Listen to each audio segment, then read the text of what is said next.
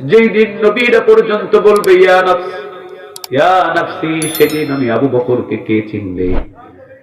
ওই ময়দানে যদি আমাকে বলা হয় আবু বকর তোমার পরিবার তো 30 মুষ্টি চাল ছাড়াও চলতে পারতো, কেন তুমি এই চালটা নিয়েছিলে রাষ্ট্র থেকে? ওই দিন আমি আল্লাহর সামনে জবাব দিতে পারবো না।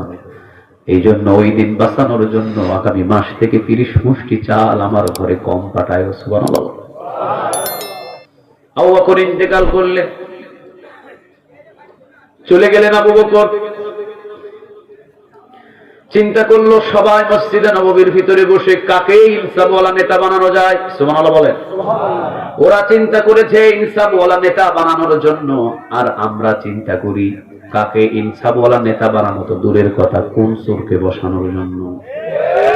আসতে বলেন ঠিক। যে জীবনে কোনোদিন পশ্চিম দিকে হুজুট খেয়ে পড়েও ফিরে না,